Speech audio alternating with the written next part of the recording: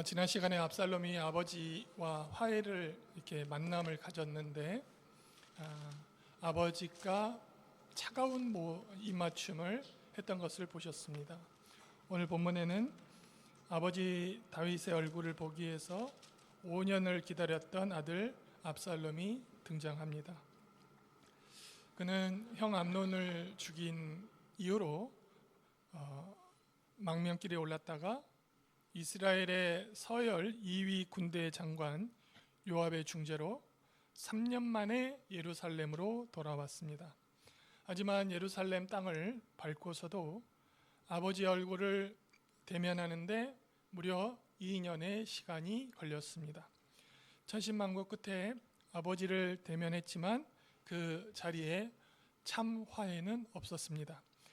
다윗은 아들을 관료로 대우하고 복권을 해주었을 뿐 그를 진정한 아들이자 왕위 계승자로 인정하지 않았던 것입니다.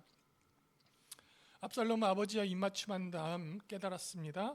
아버지는 결코 나를 용서하지 않겠구나. 내 자리는 여기에 이제 전혀 없구나. 설상가상으로 자신보다 20살이나 어린 동생 솔로몬이 후계자가 될 것이라는 소문까지 주변에 들리기 시작했습니다. 결국 이 소문은 그를 반란이라는 극단적인 선택으로 몰아넣었습니다. 오늘 우리는 이 성경 본문을 통해서 우리 주변의 관계를 돌아보고자 합니다.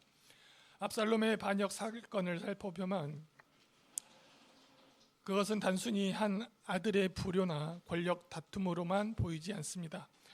성경은 그 배경 속에 합당한 이유들이 있었음을 보여줍니다. 첫째, 다윗의 통치는 내적으로 이 이스라엘 안에 불만 세력들이 많이 있었습니다.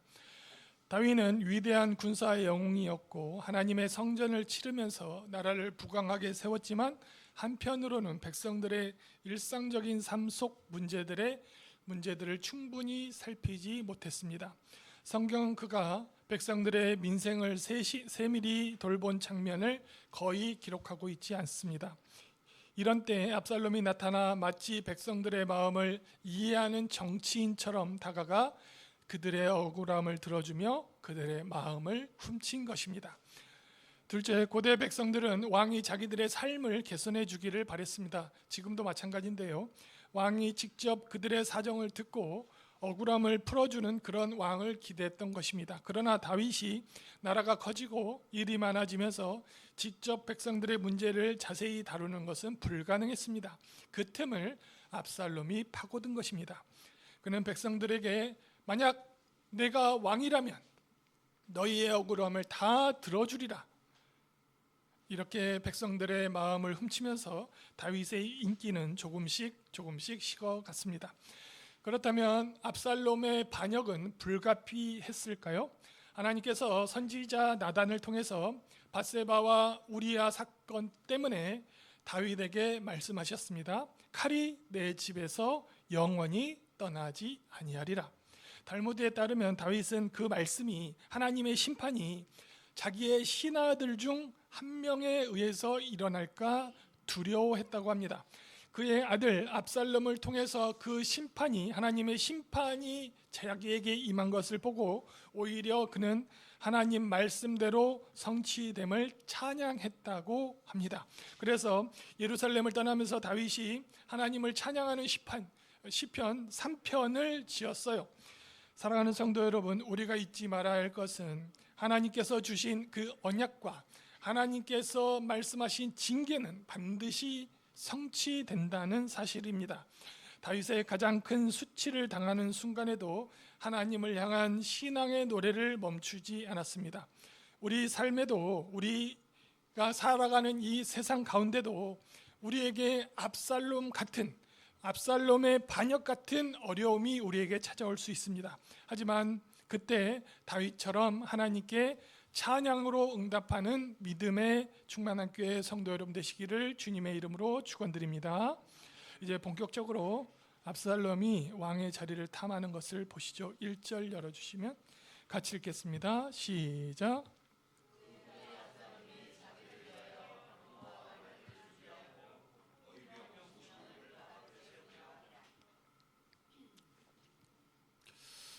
솔로몬이 태어났을 때 하나님이 솔로몬의 이름을 지어주십니다. 여디디야, 사랑하는 자. 하나님이 사랑하는 자예요, 여디디야 이름이. 그 이야기를 압살롬이 들었을 때 나는 왕이 계승사열에서 밀려났구나. 그 마음의 깊은 그 실망과 분노가 끌어올랐습니다. 이제 압살롬은 이미 장년이 됐잖아요. 세상 돌아가는 물정도 자기 눈에 보이잖아요. 사람이 가정이 생기고 자기 수하에 재산이 생기면 욕심이 불어나게 되어 있습니다. 그러나 그는 아버지께 감사하기보다는 그 실망감을 주체하지 못했습니다. 심지어 그는 그 감정을 가지고 하나님께로 가서 하나님께 하소연하지도 않았습니다. 대신 그가 택한 것은 왕의 자리 내가 만들면 되지. 스스로 왕의 길을 만들어서 그 길을 쟁취하기로 결심을 합니다. 그는 먼저 전차와 말을 준비합니다. 하나님께서 금지한 것들이에요. 자기를 위한 전차와 말을 준비하고 50명의 호위병을 준비합니다. 그리고 매일 자기 집에서 궁궐에 출입할 때마다 이들을 거동하고 왕처럼 왔다 갔다 했습니다. 이는 단순히 권세를 과시하기 위한 것이 아니었습니다. 이것은 홍보 효과예요. 사람들 눈에 다음 왕은 압살롬이구나 하는 인식을 심어주기 위한 정치적인 홍보 행위였어요. 성경은 다윗의 근위병이 30명이었어요. 그렇게 기록되어 있어요. 그러나 압살롬은 50명이었대요. 그러니까 다윗을 경호하는 경호원들이에요. 지금으로 따지면 다윗의 규모보다 훨씬 컸고 이미 자신을 왕의 반열 높이에 올려드리는 노골적인 모습이었어요. 문제는 다윗이 그걸 보고도 아들이 그따구로 행동하는 것을 보고도 아무런 말도 아무런 조치도 취하지 않았다는 거예요. 그는 아버지로서 왕으로서 그것을 바로 잡아야 할 때 침묵했습니다. 다윗의 공평과 정의의 왕으로 불렸지만 자식 문제 앞에서는 그 원칙을 지키지 못했어요. 사랑하는 성도 여러분, 다윗이 위기를 겪은 이유는 단지 압살롬 때문만이 아닙니다. 그가 죄를 적절할 때 바로잡지 못해서 더 큰 비극을 불러온 거예요. 오늘 우리 가정에 잘못을 알면서도 침묵하는 이런 다윗과 같은 모습이 있지 않은지 우리 스스로 돌아봐야 합니다. 하나님께서 우리에게 맡기신 자녀를 위해서 여러분 정의를 말할 수 있는 용기가 필요합니다. 때로는 훈계가 사랑이고 책망이 바른 신앙을 회복하게 하는 시작임을 결코 잊어서는 안 됩니다. 다윗처럼 우유부단하게 내 가족에게는 한없이 그렇게 우유부단하게 그렇게 해서는 결탄코 큰 비극을 막을 수가 없는 것입니다. 이어서 대놓고 압살롬이 왕의 역할을 수행하게 되는데요. 15장 2절부터 6절까지 제가 읽어드릴게요. 압살롬이 일찍 일어나 성문 길 곁에 서서 어떤 사람이든지 송사가 있어 왕에게 재판을 청하러 올 때는 그 사람을 불러 이르되 너는 어느 성읍 사람이냐 하니 그 사람이 대답이 종은 이스라엘 아모 지파에 속하였나이다 하면 3절 압살롬이 그에게 이르기를 보라 내 일이 옳고 바르다마는 내 송사를 들을 사람을 왕께서 세우지 아니하셨다 하고 4절 또 압살롬이 이르기를 내가 이 땅에서 재판관이 되고 누구든지 송사나 재판할 일이 있어 내게로 오는 자에게 내가 정의 베풀기를 원하노라 하고 5절 사람이 가까이 와서 그에게 절하려 하면 압살롬이 손을 펴서 그 사람을 붙들고 그에게 입을 맞추니 6절 이스라엘 무리 중에 왕께 재판을 청하러 오는 자마다 압살롬의 행함이 이와 같아서 이스라엘 사람들의 마음을 압살롬이 훔치니라. 사랑하는 성도 여러분, 압살롬의 이 반역은 단순한 쿠데타가 아니었습니다. 압살롬의 이 행동은 하나님을 떠난 인간이, 하나님을 중심에서 하나님을 버린 인간이 어떻게 사람들 마음을 훔치고 결국 이 공동체를 좌우로 갈라놓는지를 보여주는 사건입니다.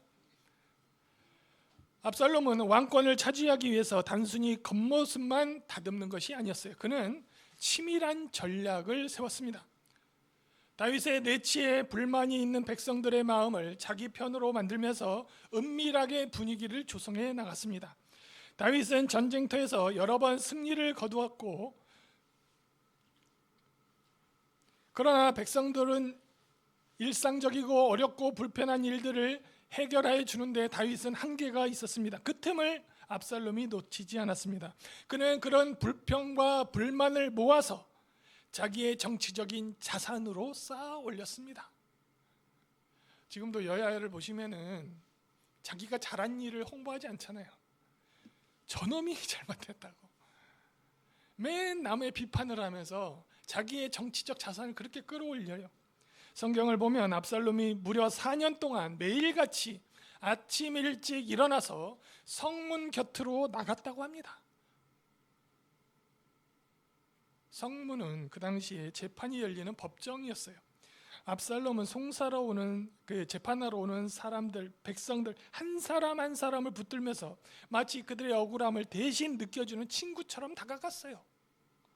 3절을 보시면은 자네들의 말이 옳고 지당하네. 그러나 왕 곁에는 자네 말을 들어줄 사람이 없네. 이렇게 말하면서 그는 다윗의 공정성의 의문을 제기하게 됩니다. 다윗이 잘못했다는 거예요. 그러면서 자기 가치를 높이는 거예요. 이어서 4절을 보시면 만일 나를 이 땅의 재판장으로 삼는다면 나는 모든 사람에게 정의와 공의를 베풀 것이네. 이렇게 사람들을 만날 때마다 외쳤습니다. 여러분, 이것이 압살롬의 복음이었어요. 압살롬이 선전하는 말이었어요. 그러나 그 입술에, 그 복음에 하나님이 빠져 있었습니다. 정의와 공의를 말했지만 그 정의와 공의의 근원이신 하나님이 빠져 있었어요. 겉으로는 정의를 외치지만 속으로는 권력을 추구한 것이죠. 그는 사람들의 마음을 얻는 방법을 너무나 잘 알았습니다. 누가 자신에게 절을 하러 오면 그를 붙잡고 일으켜 세우면서 어떻게 합니까? 입을 맞춰줬어요. 키스를 하면서. 여러분, 다윗이 압살롬을 부르잖아요. 5년 만에 불러서 입맞춤을 해줍니다. 근데 형식적이었어요. 아버지 입술이 너무 차가웠어요. 반면에 압살롬은 그 성문에서 4년 동안 백성이 들어올 때마다 그들을 붙잡고 손을 만져주고 그 진심을 다해서 입을 맞춰주면서 그들의 마음을 훔쳤습니다. 마치 친구처럼 다정한 태도로 사람들의 마음을 사로잡았지만 실상 그는 하나님이 아닌 대중의 지지로 왕권을 거머쥐려 하고 있었습니다. 성경은 그 결과를 이렇게 설명합니다. 사무엘하 15장 6절에 보면 마지막 끝에 보시면 이스라엘 사람의 마음을 압살롬이 훔치니라. 훔치는 게 뭡니까? 남의 거를 도둑질해 가는 게 훔치는 거잖아요. 그 이스라엘 사람들의 마음은 다윗에게 있어야 되는 거예요. 아들이 아버지의 것을 훔치는 거예요. 사랑하는 성도 여러분, 압살롬의 비극이었습니다. 이것이 압살롬의 비극이었어요. 그는 사람들의 마음을 얻었지만 하나님의 마음을 잃었습니다. 백성들은 여전히 다윗을 사랑했고 그가 다윗의 뒤를 이어 왕이 되기를 바랬지만 그랬을지 모르지만 압살롬은 그 마음을 이용해 자신의 목적을 이루려 했던 것입니다. 그런데 여러분, 하나님은 외모를 보지 않으시고 그 중심을 보시는 분이에요. 그런 하나님을 내 마음에서 지키는 것이 진짜 성공이에요. 사람의 마음을 얻기보다 하나님을 잃지 않는 것이 인생에서 훨씬 더 중요하다는 말입니다. 우리가 세상 속에서 능력을 구할 때 그 중심에 하나님이 계신가를 늘 살펴야 합니다. 하나님을 멀리한 채 압살롬처럼 사람의 마음을 훔치지 마시고 다윗처럼 하나님 마음에 합한 사람으로 서시기를 주의 이름으로 축원드립니다. 드디어 행동을 계시하는 압살롬이 반역을 도모하는데요. 7절에서 12절입니다. 7절 4년 만에 압살롬이 왕께 아뢰되 내가 여호와께 서원한 것이 있사오니 청하건대 내가 헤브론으로 가서 그 소원을 이루게 하옵소서. 당신의 종이 아람 구술에 있을 때 서원하기를 만일 여호와께서 반드시 나를 예루살렘으로 돌아가게 하시면 내가 여호와를 섬기리이다 하였나이다. 왕이 그에게 이르되 평안히 가라 하니 그가 일어나 헤브론으로 가니라. 10절 이에 압살롬이 정탐을 이스라엘 모든 지파 가운데 두루 보내 이르기를 너희는 나팔 소리를 듣거든 곧 말하기를 압살롬이 헤브론에서 왕이 되었다 하라 하니라. 11절 그때 청함을 받은 200명이 압살롬과 함께 예루살렘부터 헤브론으로 내려갔으니 그들은 압살롬이 꾸민 그 모든 일을 알지 못하고 그저 따라가기만 한 사람이다. 12절 제사를 드릴 때 압살롬이 사람을 보내 다윗의 모사 길로 사람 아히도벨을 그 성읍 길로에서 청하여 온지라 반역하는 일이 커감에 압살롬에게 돌아오는 백성이 많아지니라. 압살롬이 4년 동안 성문에서 백성들의 마음을 훔쳤잖아요. 그 기간 동안 압살롬이 이제 결정적인 날 어떻게 반역할지 치밀하게 준비를 합니다. 드디어 때가 무르익었다고 판단한 그는 과거에 아버지께서 헤브론에서 왕이 됐듯이 헤브론에서 스스로 왕이 되고자 이렇게 결단을 합니다. 그는 다윗을 속이기 위해서 제가 그 구술에서 하나님께 약속한 것이 있는데 그 서원을 이루기 위해서 헤브론으로 가겠습니다 하면서 종교적인 명분을 내세우고 4년 만에 아버지를 찾아가서 하는 말이에요. 아버지가 봤을 때 얼마나 그 아들이 이제 드디어 이 자식이 그 믿음이 생겼구나. 하나님을 이제 제대로 믿어보려고 변화되려고 하는구나. 아버지한테 그렇게 하나님을 향한 기쁨의 선물을 준 거예요. 그리고 뒤돌아서서 반역을 하는 것이죠. 7절을 보시면 4년 만에 압살롬이 왕께 이르되 내가 여호와께 서원한 것이 있사오니 청하건대 내가 헤브론에 가서 그 소원을 이루게 하소서. 8절 만일 여호와께서 반드시 나를 예루살렘으로 돌아가게 하시면 내가 여호와를 섬기기다 하였나이다. 그러니까 구술에 있을 때 망명길에 있을 때 내가 여기서 예루살렘으로 가게 되면 그 서원한 것을 지키겠나이다 이렇게 말을 하는 것이죠. 6년 전에 그술에 망명해 있을 때 하나님께 했던 약속을 지키겠다며 다윗에게 헤브론에 가는 것을 허락받기 위해서 아버지 앞으로 나아갔습니다. 이렇게 하니까 다윗이 아들을 의심하지 못한 거예요. 반란을 전혀 눈치도 채지 못했죠. 자신의 반역에 종교적 정당성을 입혀 이렇게 아버지 눈을 가리려는 고도의 전략이었습니다. 다윗이 압살롬의 이러한 움직임을 보고도 전혀 그의 반란을 예측하지 못한 것이죠. 자신이 이미 왕권을 압살롬에게 주지 않으려고 마음을 먹었으면서도 압살롬의 마음을 전혀 다윗은 헤아리지 않았던 것이죠. 9절을 열어주시면 왕이 그에게 이르기를 평안히 가라 하니 그가 일어나 헤브론으로 가니라. 여러분, 이 다윗이 압살롬에게 왕권을 물려줄 수 없는 이유가 또 있었어요. 다윗은 여러분이 다 아시는 대로 하나님의 성전을 건축하고 싶은 열망이 있었어요. 하나님께서 넣어주신 것이죠. 그러나 하나님이 거부하세요. 왜요? 다윗의 손에 너무 피가 많이 묻어 있어요. 전쟁에서 사람을 너무 많이 죽였다는 것이죠.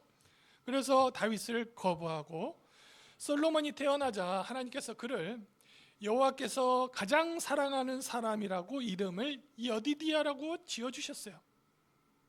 그러니까 하나님은 평화의 아들 솔로몬에게 그 성전을 지을 그런 위대한 업적을 허락하셨어요. 다윗 역시 평화의 아들 솔로몬에게 왕의 다음 자리를 이양하려고 마음을 먹었어요. 그리고 그것을 자기 부인 밧세바에게만 이야기했어요. 내 다음은 솔로몬이야. 밧세바에게만 약속을 했어요. 그런데 여러분, 다윗이 왜 그런 결정을 하게 되었냐면 압살롬의 손에도 피가 있잖아요. 자기랑 똑같아요. 형을 살해한 압살롬에게 손에 피가 있어요. 그래서 그가 다음 왕권을 물려받으면 그도 성전을 건축할 수가 없는 거예요. 그래서 다윗은 자연스럽게 솔로몬을 선택한 것이죠. 이것은 장성한 압살롬 대신 20년이나 어린 솔로몬을 후계자로 선택하게 만들었습니다. 압살롬을 왕위 계승자로 인정하지 않은 배경에 암논 살해뿐만 아니라 성전 건축에 대한 다윗의 열망이 한몫을 한 것이죠. 결국 다윗은 훈계할 때와 용서할 때를 놓치자 아들 압살롬이 자신을 거역하는 반역을 맛보게 됩니다. 이어서 압살롬이 이 거사를 이루기 위해서 어디로 이동했습니까? 모르세요? 아까 얘기 드렸는데 헤브론으로 가잖아요. 압살롬이 이 헤브론을 거사의 장소로 선택한 세 가지 이유가 있습니다. 첫 번째로 그 헤브론이 압살롬의 고향이었습니다. 두 번째로 다윗이 처음 유다의 왕으로 추대된 상징적인 장소가 이 헤브론입니다. 세 번째로 이제 수도를 이 헤브론에서 예루살렘으로 다시 옮기잖아요. 그러면서 이 헤브론 지역 사람들이 소외되기 시작했어요. 다윗을 전폭적으로 밀었던 사람들이 소외받기 시작했어요. 그런 불만을 이 압살롬이 결집하려고 가는 겁니다. 그는 예루살렘에서 관료 200명을 데리고 그들이 마치 자신을 지지하는 것처럼 모양새를 연출을 했습니다. 11절을 열어주시면 그때 청함받은 200명이 압살롬과 함께 예루살렘부터 헤브론으로 내려갔으니 12절 다윗의 모사 길로 사람 아히도벨을 그 성읍의 길로에서 청하여 온지라. 여러분 여기 보시면은 지략가, 모사, 압살롬이 아버지의 모사를 아히도벨을 포섭했어요. 여러분 이게 결정적이었습니다. 아히도벨이 밧세바의 할아버지, 외할아버지였어요. 밧세바의 할아버지 아히도벨이 압살롬이 부르니까 또 와요. 다윗을 반역하는 일에 이 모사가 동참을 했어요. 아히도벨은 손녀 밧세바의 가정이 다윗에 의해서 박살나는 것을 보았고 이 일에 대해서 깊은 회의를 느끼고 있었습니다. 그런데 압살롬이 역모를 꾀하고 다윗에게 반기를 들고 일어서자 그에게 동참해서 다윗에게 정의를 실현하고자 했어요. 자, 이렇게 이제 모든 거사가 준비가 됩니다. 그때 압살롬은 대중 선동을 하는 치밀함을 보입니다. 그는 이스라엘 전역에 정탐꾼을 보냈어요. 10절을 보시면은 중요하니까 같이 읽어볼까요? 10절 시작.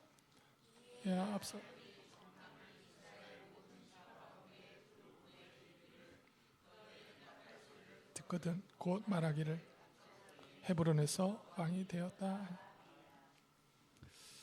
자, 이 정탐꾼들이 그냥 첩자 간첩이 아닙니다. 이들이 할 일은 뭐였냐면 왕이 딱 헤브론에서 즉위식이 딱 거행되면 성도에게 나팔 소리가 울려 퍼집니다. 아주 큰 일이잖아요. 그때 그 소리가 들리거든. 가가호호를 방문해서 모든 지파에게 보낸 겁니다. 이스라엘. 그래서 헤브론에서 압살롬이 왕이 되었다는 것을 모든 집에 전하는 겁니다. 그러니까 지금으로 치면 KBS, MBC, SBS, 유튜브 모든 채널을 통해서 왕이 바뀌었다는 것을 알리는 거예요. 그것을 이 정탐꾼들이 한 거죠. 그러니까 여론을 다윗에게서 압살롬에게로 옮기는 이 선동가 역할을 그들이 한 것이죠. 나팔 소리가 들리면 압살롬이 왕이 되었다고 외치라. 이 지시는 조직적으로 여론 조작과 군중 심리를 이용하는 치밀한 정치 공작이었어요.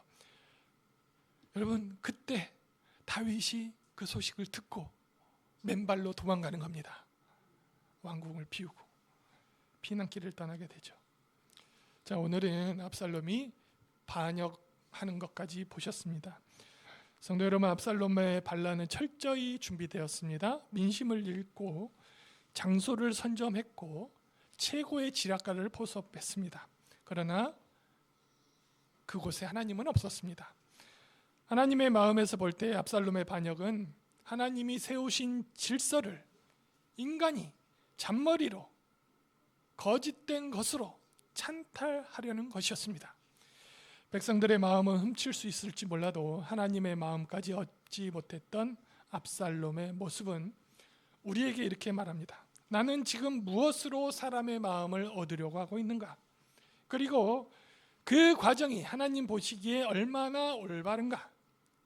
이런 질문을 우리에게 던지고 있습니다. 이 질문 앞에 정직하게 내 수단, 내 머리, 내 지식이 아닌 하나님의 주권을 붙드시고 나아가시는 충만한 교회 성도 여러분 되시기를 주님의 이름으로 축원드립니다. 주님의 이름을 부르고 다 같이 통성으로 기도합니다. 주여,